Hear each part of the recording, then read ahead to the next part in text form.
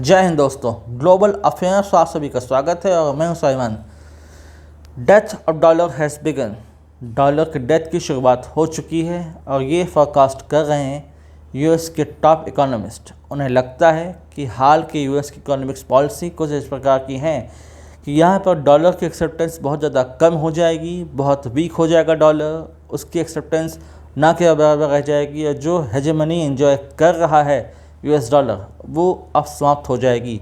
Advice दी गई है US president Donald Trump को कि अपने इकोनॉमिक्स पॉलिसीज़ में, अपने बिहेवियर में, अपने फंडामेंटल से बदलाव लाइए, अदरवाइज़ यूएस इकोनॉमिकली आइसोलेट हो सकता है। यूएस एक प्रेसिडेंट की अगर बात करें तो एक इम्पल्सिव पर्सन है जो कि शॉर्ट टर्म गेंस पर ध्यान देते हैं, किसी रणनीति पर नहीं जो कि लंबे समय की हो।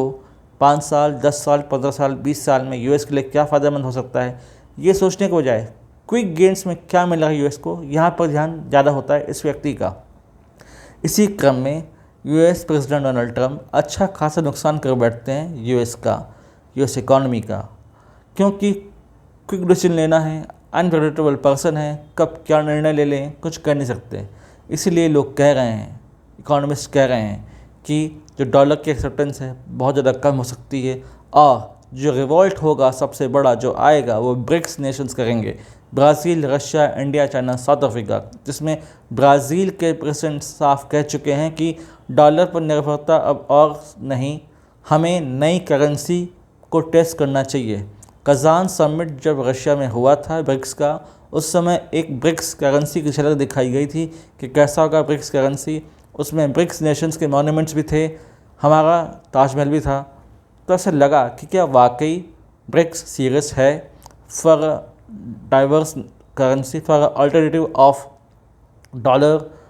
पर भारत उस वक्त इतना उत्साहपूर्ण नहीं था। भारत ने कहा कि उसकी रुचि नहीं है अभी किसी डी डॉलराइजेशन में। लेकिन समय के साथ ऐसा लगने लगा, पॉलिटिक्स में ऐसा बदलाव आया, जो पॉलिटिक्स में चेंजेस आए, जहाँ पर डी डॉलराइजेशन को बढ़ावा मिला।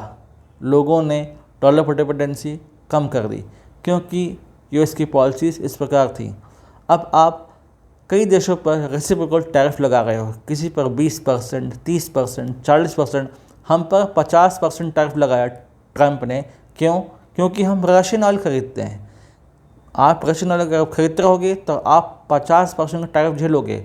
तो यदि टैरिफ से बचना है तो रशियन ऑयल मत खरीदिए। यानी कि हम आपके यूएस डॉलर की एक्सेप्टेंस के लिए, आपकी जो अनुचित मांगे हैं उसको मांगने के लिए हम अपनी सॉवरेनिटी तो दाव पे नहीं लगा सकते।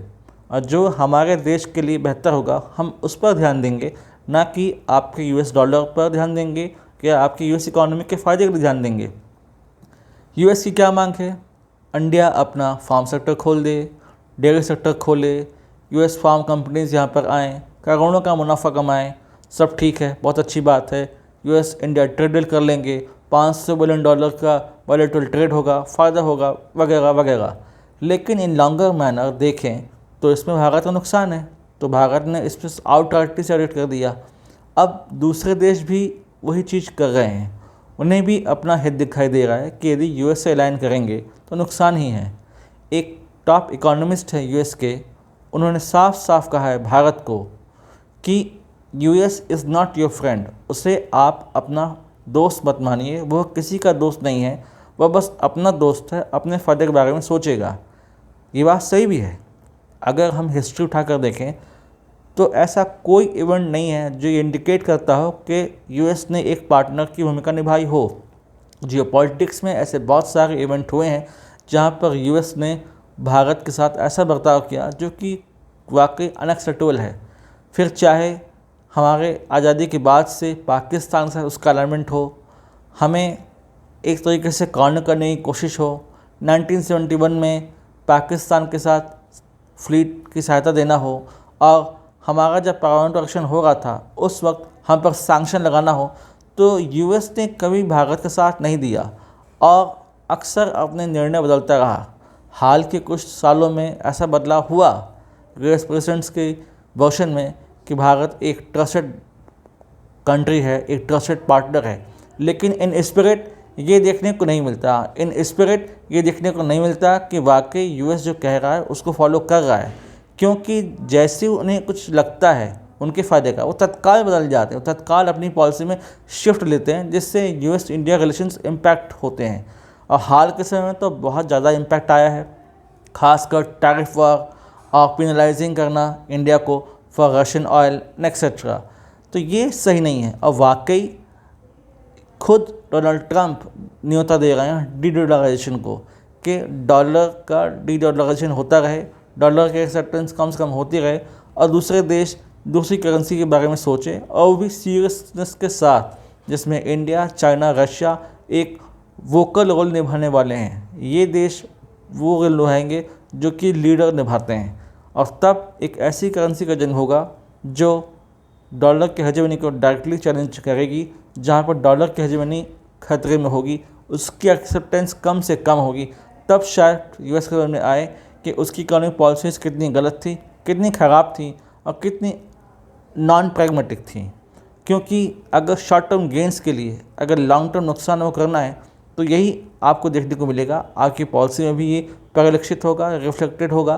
तो आपको सुधार करना होगा। यदि यूएस इकोनॉमिस्ट को आज लग रहा है, उन्हें लग रहा है कि डॉलर इज़ डाइंग, तो क्योंकि उनको देख कर लग रहा है आप अपनी इकोनॉमी को दूसरे से डिकपल कर रहे हैं, आप एक एमिकेबल सॉल्यूशन लेकर नहीं आ रहे हैं। इंडिया और यूएस का ट्रेड डील होने वाला था, जिससे पहले ट्रेड डील होता उसके पहले ही आपने हम पर टैरिफ लगा दिया। आप ट्रेड डील साइन भी करते हो तो अपने फ़ायदे के लिए एक तरफा। तो इस इम्पीरियलिज़म को वैसे भी चुनौती दी जाने वाली थी, दी गई। तो इस समय वो समय बदल चुका है जहाँ पर आप एक एडवांटेजेस पोजीशन पर थे। अब आप यह नहीं कह सकते कि आपकी बात ही मानी जाएगी और समझी जाएगी और सही मानी जाएगी। यदि कल को आपका ट्रेडिंग पार्टनर, आपका पार्टनर को लगता है कि उसके लिए सही नहीं है, तो वाकई वॉकआउट कर सकता है, इससे पीछे हट सकता है। और भारत पीछे हट रहा है। भारत ने धीरे धीरे इस दिशा में काम करना शुरू कर दिया है। भारत ने अभी भी नहीं कहा कि we are against US dollar या हम डी-डॉलराइजेशन की तरफ आगे बढ़ रहे हैं, लेकिन उसके फैसलों से, उसके जेस्चर से यह दिख रहा है कि हाँ, इस प्रोसेस में शुरुआत तो हो चुकी है। और यदि इसको और बल मिला तो ट्रंप के लिए बहुत बड़ा खतरनाक होगा। उनका पॉलिटिकल फेलियर होगा, एक डिप्लोमेटिक फेलियर होगा, जहाँ पर वो यूएस करेंसी की हेजेमनी तो खोएंगे ही, साथ ही साथ ग्लोबल एक्सेप्टेंस भी खोएंगे। अब देखना है कि ट्रंप को कहाँ तक समझ में आता है। क्या वो इसमें कुछ करेक्टिव मेजर्स उठाएंगे या फिर अभी भी क्विक गेंस की तरफ ही भागते रहेंगे, ये उनको सोचना है। और इसी लिहाज से उनको पॉलिसी बनानी होगी। और कुछ अपडेट होता है इस लिहाज में तो मैं आप लोगों के लिए एक अपडेटेड वीडियो ला दूंगा। Till then, do like, share, subscribe channel and widely spread this video for the knowledge of people. यदि आप हमसे जुड़ना चाहते हैं तो आप इंस्टाग्राम, टेलीग्राम के थ्रू हमसे जुड़ सकते हैं। इसका लिंक डिस्क्रिप्शन में है, आप जाइए, इसे ज्वाइन कीजिए, प्रमोट कीजिए ये वीडियो, लाइक कीजिए हमारा चैनल और प्रमोट कीजिए। Thanks for watching. जय हिंद, जय भारत।